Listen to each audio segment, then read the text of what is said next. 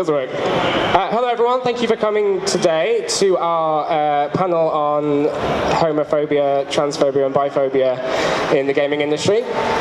My name's Curtis and I am one of the co-founders of London Gaymers. A very, very short bit about London Gaymers. We are a community that started about 6 years ago to help create a... about 6 years ago, we do video and board gaming meetups and community activities in the capital and also across the rest of the UK. We put on over 100 events every year. We have one of the biggest gamer Discord servers in the UK, and we fundraise for LGBT and gamer charities as much as possible. And our mission really is to create safe and fun spaces for LGBT gamers, but also to promote diversity in the gaming community, which is a big part of why we're here today. Let's just do a quick roll call of who's on the sofa. Yeah, cool. Hi, I'm Raphael. I'm one of the admins for London Gamers, and I'm here. I kind of thought of, we were having conversations with Comic-Con about having this panel, and they were very supportive, and we put it on, and as far as I can see, it's pretty full, so thank you all for coming. Yeah, let's pass it on. Hello. Oh, hi. Hi everyone, I'm Izzy. I do gaming PR at a wonderful company called Indigo Pearl. I'm an account executive, so yeah, that's what I do. That's who I am. Hey, I'm Nathan, or Lady Roadkill, as some of you may know me. I make games for the Apple App Store. I'm an iOS developer. I create all sorts of apps, but I love to create games for myself and for everyone else to play, and currently I'm just about to finish one. So it's been quite a roller coaster of a journey. And I've never used a microphone before, which you can probably tell. I'm Charleyy. Is this one working? I'll use this one.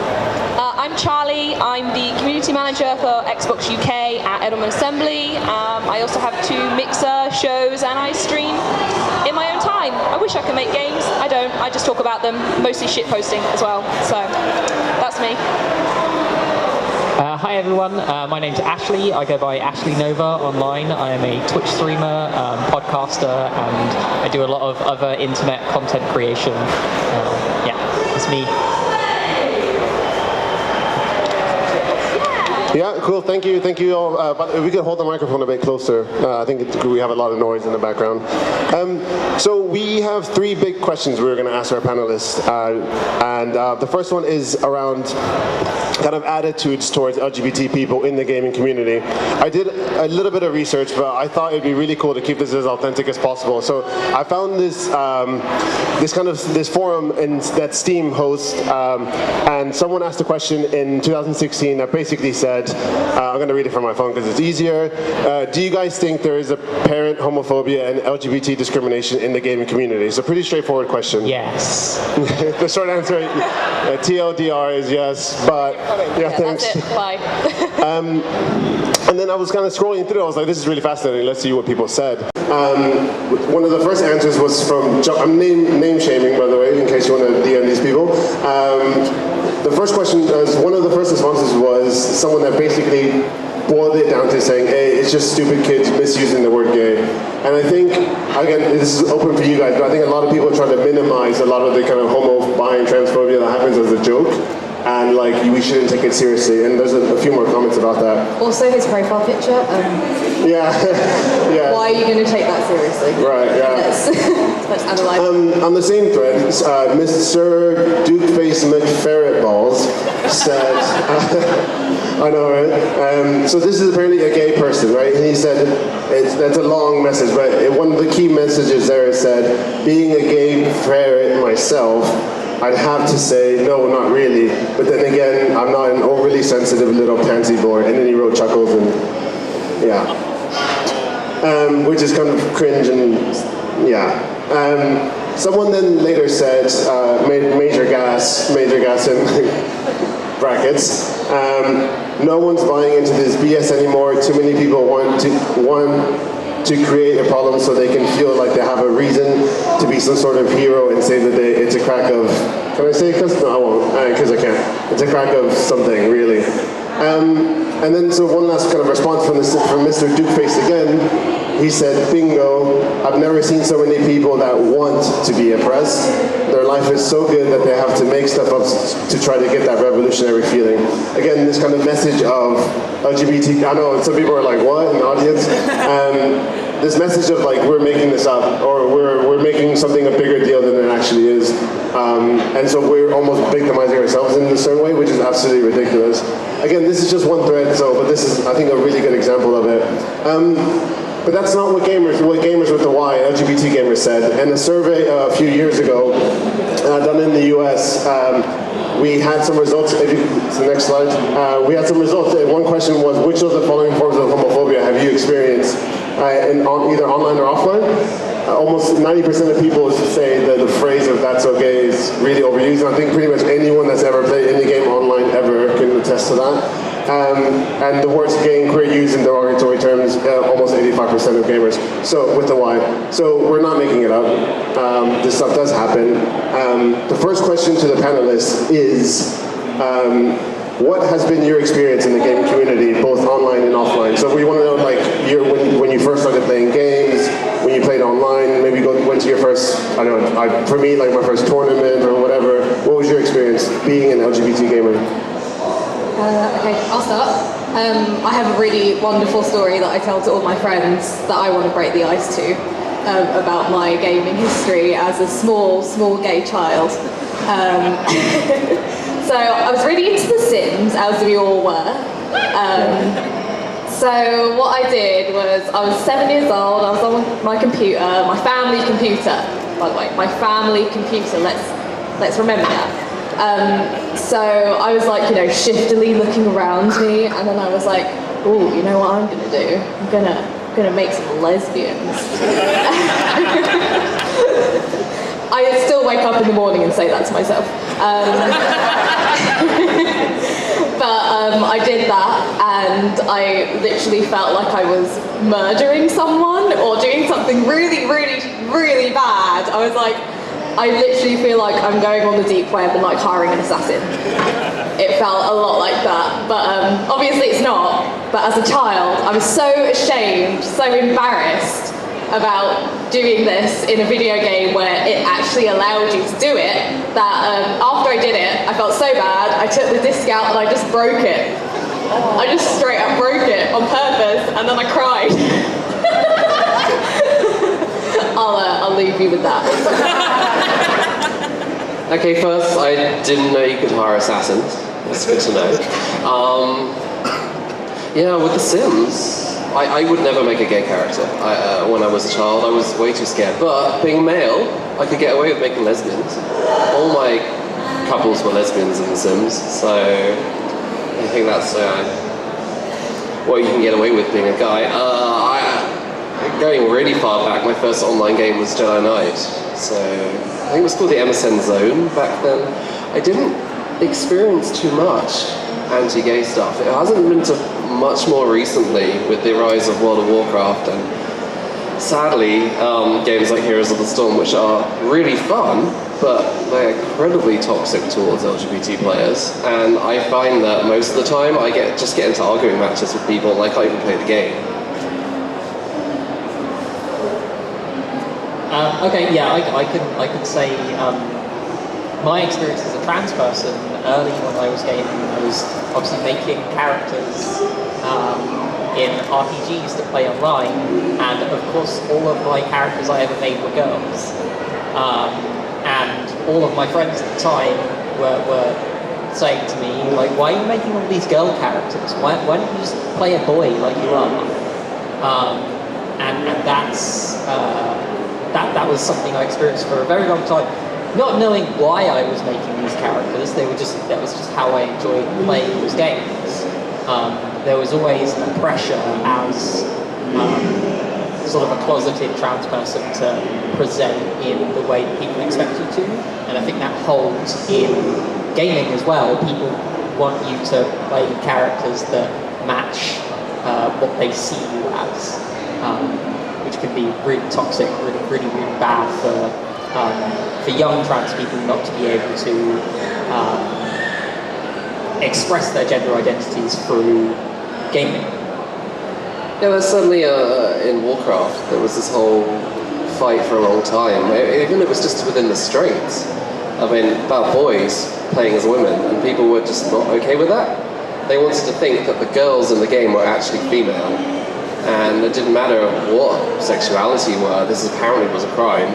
And I've always played girls because I want skimpy armor, and male armor's pretty boring. You just cover yourself up, so.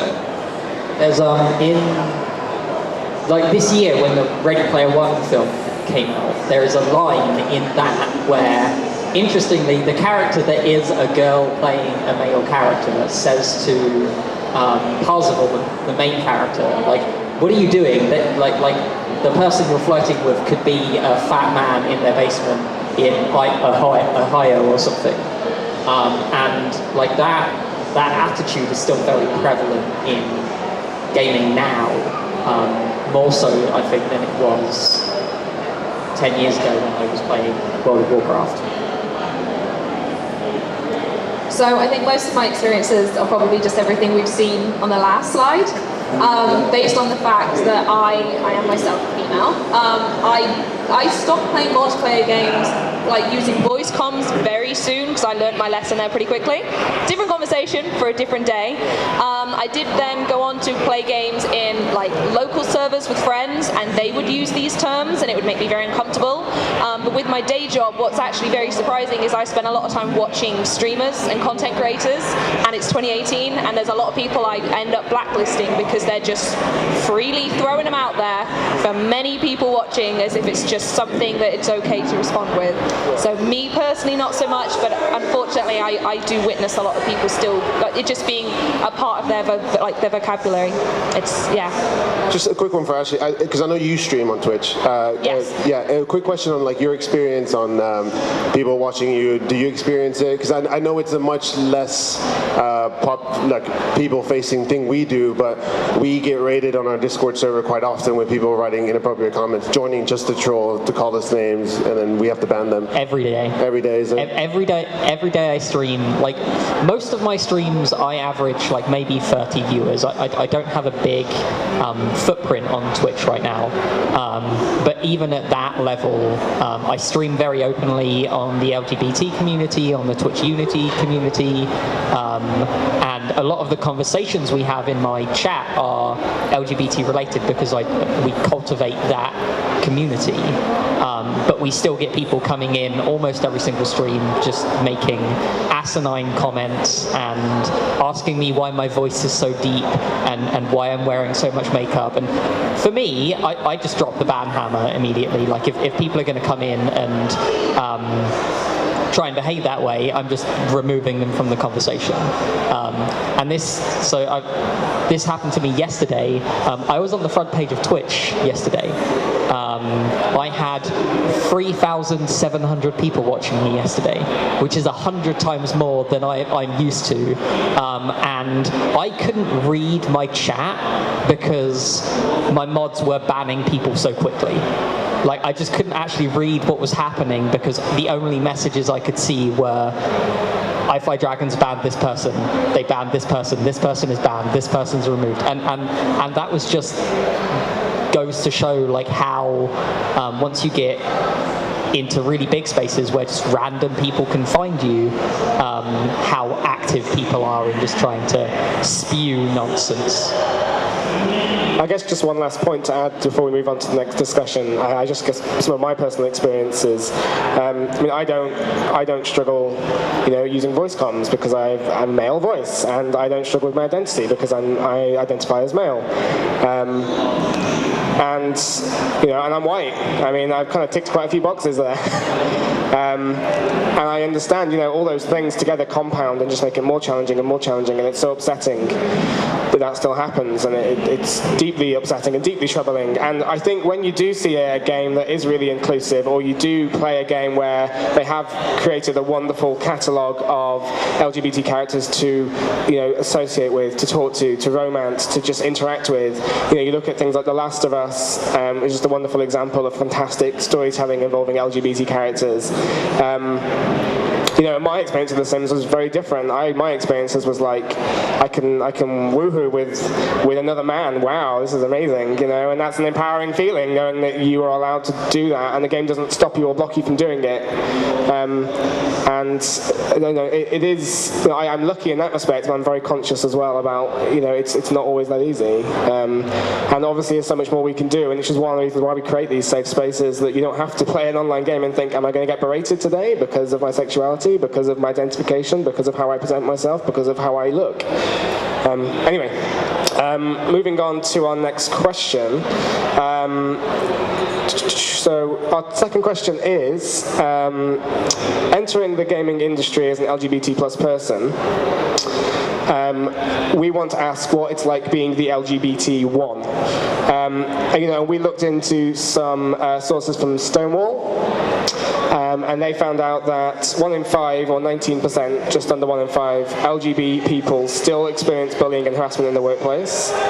Today, in 2018, 62% of graduates go back into the closet when they enter the job market because of fear of being,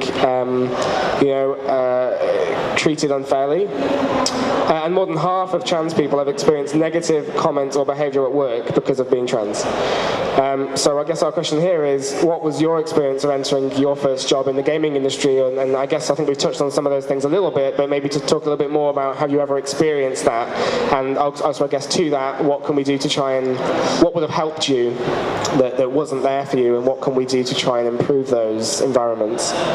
So personally, I think I've been quite lucky in how I entered the gaming industry, because the job I have now has been my first gaming industry job, and Indigo Pearl is about 8 people in a little office in White City, and we have the most amazing MD, Caroline Miller, who is just very open, she's very accepting, and she's made all of us feel absolutely, completely, 100% comfortable with who we are, and whoever we want to be, and she fully supports us in that. So I think from that question, what we need is people who are leading these organisations from the very top downwards to be supportive and to be open and to be kind, most of all.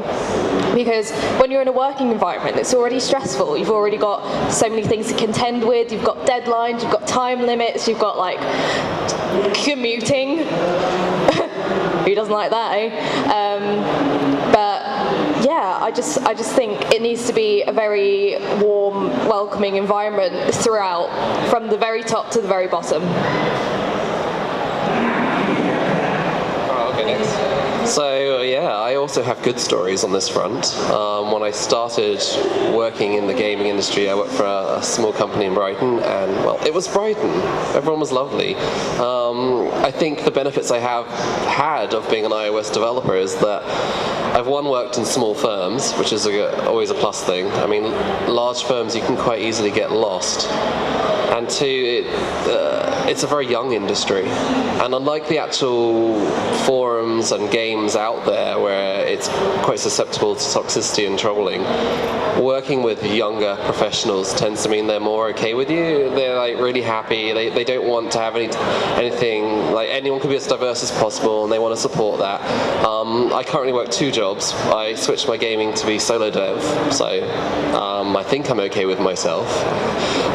I also work for Soma Analytics in the city, and we deal with mental health, and they're the most amazing bunch of people I've ever met. I mean, I love them. They have been so kind, so inclusive. I think that's probably the key. We have sit-downs every Friday. We all say good things about each other.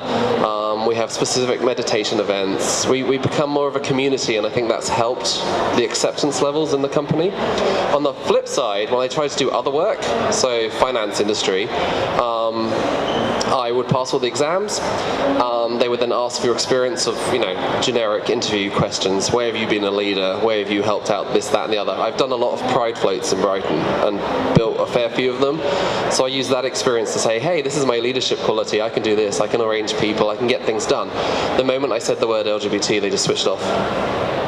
So I think it's not so much of a problem behind the scenes in the gaming industry, because people seem to be more accepting of it, at least from my experience.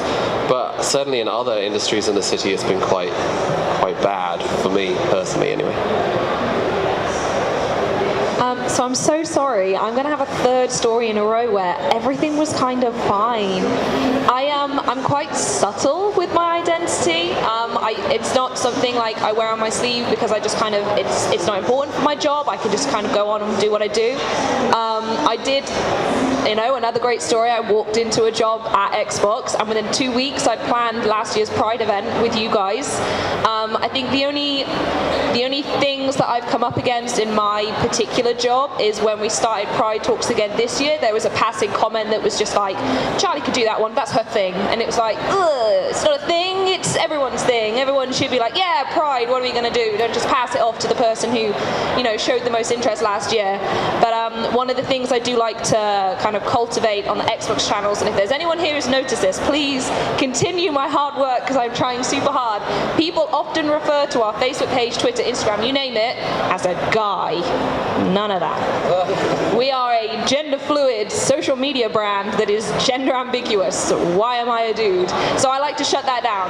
It's completely like separate to all of this, but sitting on the other side of a computer when people are just like, oh, my guy, that's well funny. Ah, this guy is super funny, and I'm just like, it's unnecessary. So that's one of the things I personally take on myself and try to combat. But yeah, sorry, it's another good story. I can make it a little bit bad, just a little bit. I got into Twitch through watching a bunch of other queer streamers. So people like Adam Coble and Distracted Elf, who are like my big inspirations. And being parts of their community is what really inspired me to start streaming myself. And I thought, if they can do it, I can do it. I can build this great queer-friendly community, and it'll be amazing. And I started streaming, and literally within the first hour, I was getting people coming in and criticizing the way I looked and the way I sounded, and criticizing my identity. And if it wasn't for, again, like those other streamers and going to them for advice, I don't think I would have kept doing it.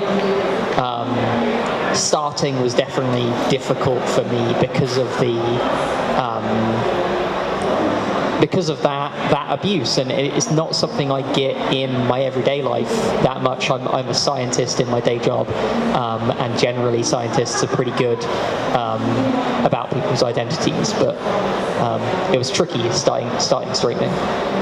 So there's like the theme that seems to be coming across is that we're doing okay in the actual workplace because people actually have to communicate with us, come up to us as people, and treat us as a person, whereas a job where it involves online presence sinks back into the gaming world where people can hide behind accounts and say whatever the hell they want, whether they actually mean it or they're just doing it for attention to try and be funny.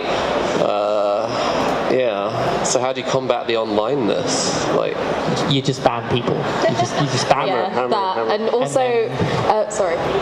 You remove, if people aren't interested in reasonable, kind discourse, you just remove them from the community. If they're not, and hopefully, if they get removed from enough places, they'll learn the lesson. That's what I do. And I think going back to my earlier point, that's also why it's important for a community and a company to combat these things from the inside out. For companies like Twitch to deal with these things and to have guidelines against these things. I mean, they don't always work 100% well, but having them in the first place is a good first step, and I feel like that's the first step that a lot of companies have yet to make. So yeah. That's actually a really good segue into our next section. So thank you. That was You're welcome. Almost planned. We had this conversation about your experiences in the workplace. They seem to be positive overall in terms of actually entering the industry. The question is then, what can video game companies do to address the real issue, which seems to be the kind of toxic community? And that's kind of our next section is going to focus on what the industry is doing on stopping this behavior that we've noticed.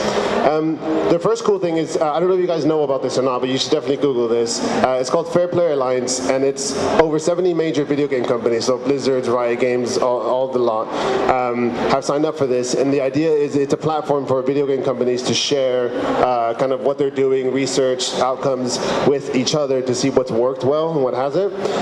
There's two examples that came up that I jotted down. The first one was all the way back in 2013. Riot were one of the first people to introduce an actual team in their company to address toxic behavior in League of Legends itself. So there's a team of people at Riot sitting there just looking at text, and so they could search certain words, they can ban people for overusing them, things like that. And if you could go to the next slide, well, it's just a logo of Riot Games. Kind of following that, this kind of shows the demonstration of like they shared this information with Fair Play, and Blizzard picked up the same model, and Blizzard actually took it a step further. So last year, Blizzard introduced a team that looks at toxic behavior in language and word use across all of their games, including World of Warcraft, and that was only as late as last year, so this is all very new. However, there was a research scientist from Blizzard that kind of shared some of the feedback they've gotten from Overwatch. They implemented some kind of mechanism that warns players when they're overusing certain words that they have deemed as inappropriate. It sends you a little message that notifies you that this is inappropriate. It doesn't do anything. It doesn't banhammer you right away. What it does do is it directly talks to you, and it tells you this is inappropriate. We're flagging it to you. And what they saw is that in the 6 months after that, the amount of times they had to ban people dropped by 25%. So it's just like confronting people and letting people know that, hey, this is not okay. I don't know if it's just the fear of the ban hammer, but it works. We're seeing a 25% decrease. I think it's because it holds them accountable. It makes them realise that they are directly flagging these red signals by what they're saying or by what they're doing, and it's a matter of the fact that they're being talked to directly, because a lot of the times it's a hive mind kind of comfort in that they feel like they can say these things because they're behind this wall, but I think that kind of direct approach tears that wall down a little bit. Yeah, any comments on that? It's not really a question, it's more just kind of sharing. Well, certainly, I mean, banning people works in the short term, but it doesn't work in the long term. There needs to be a form of re-education that's introduced through these systems. Perhaps it's a way of manipulating players, not in a good way, but you feed them rewards for good behavior, and you deny them these rewards for bad behavior, and then they start to get drip-fed the way they're supposed to be playing with each other. I guess also, make it more of a, we're here, we're queer, get used to it kind of thing. Show that we're actually part of this gaming world. It's not just a straight white male zone. There are women, there are black people, there are LGBT people out there. We all want to play together, and we're not here to be the butt of all the jokes.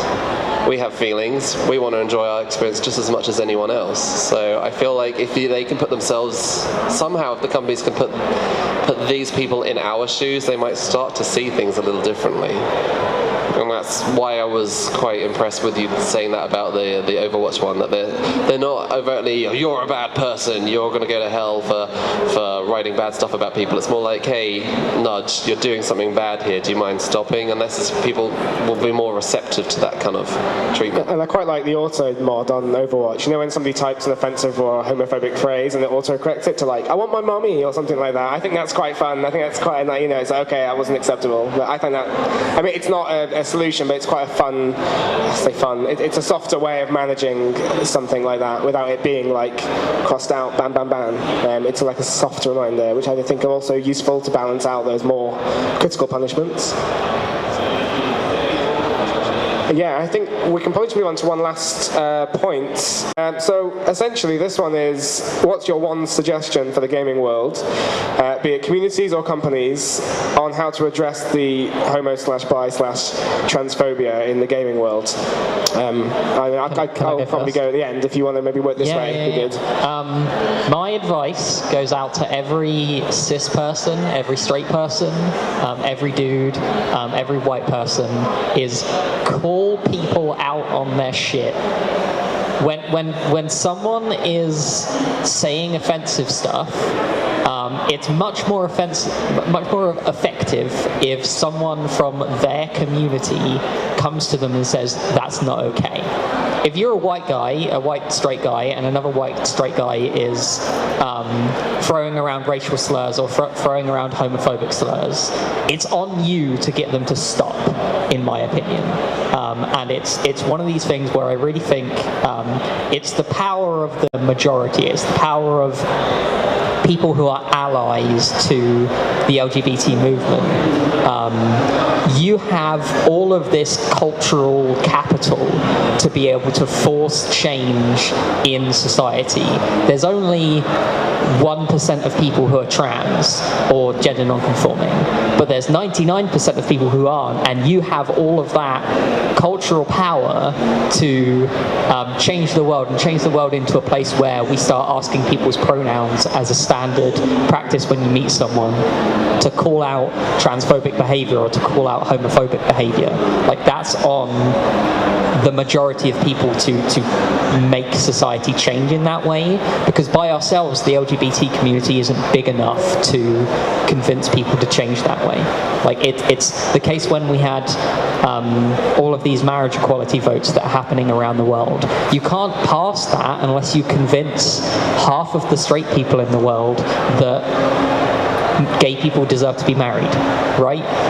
And so it's down to the majority to push these messages. I totally agree on that, and also if you're making games, don't just have support and areas for LGBT people in your games, but also have LGBT people in your games. Like, have tracers, have Deadpools, have characters which are, you know, things people want to look up to and like are funny and are interesting, not just the stereotypical 90s white gay guy from a Friends episode, but, you know, these are fun characters that can go out and achieve things and people will actually want to play as, because then you'll get straight people playing as gay characters, and then they'll be like, oh, well, if I can play as a gay character, then where's the harm in everything else? You know, I can align myself in this direction. And also, especially for indie ones, I'm an indie developer and I was guilty of this at the start, but don't be scared to put LGBT characters into your games. I didn't originally, because I thought, oh, no one will buy them, this is my sole source of income, I can't align myself with that. But as I came to develop more, I started to realize that there was no harm. You have the Dream Daddy simulators out there that sell. You have your Stardew Valleys that everyone's playing all the time. You can put gay characters in these things. People still play them. People still like them. As long as you've got a good story and as long as you've got good gameplay and you're not forcing microtransactions on people, people are going to want it. Yes, also, I feel like things like this, you guys all being here listening to us ramble on about our own issues, is kind of like one-way therapy. Also, I think it's about us as LGBTQ plus people knowing that we deserve better, knowing that it's not a bonus for someone not to be a homophobic, transphobic, racist, absolute knob. It's just being a decent, genuinely kind and okay human being and not being a piece of poop. So I think it's within ourselves, we need to know that we deserve representation, we deserve kindness, and we deserve support from the industry that we love, that we give our money to, that we give our time to. We help support this industry, and I think the industry in turn should help support us too. Yeah, I think I'll finish up pretty much exactly the same as what everyone else has said, really. Just talk about it. As you said, we deserve this respect, and if you're not getting it, demand it. If you're streaming, make sure you have certain words banned. You speak to your moderators so you know what you're comfortable with, what you're not comfortable with.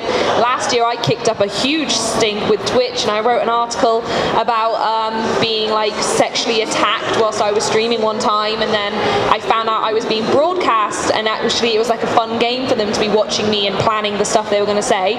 And then there was some radio silence from Twitch for a while, and then they changed some terms and conditions. So just talk about it. If you're not happy and you can see other people who are unhappy, and if you feel like spaces are being taken away from you, don't let them be. I know it sounds easy to say when you're up on a stage, you got a microphone, there's loads of lights, but you got to practice what you preach. Can you threaten them with some sort of GDPR thing? I can try my best. Why not? Yes, we have updated our privacy settings to don't be a dick.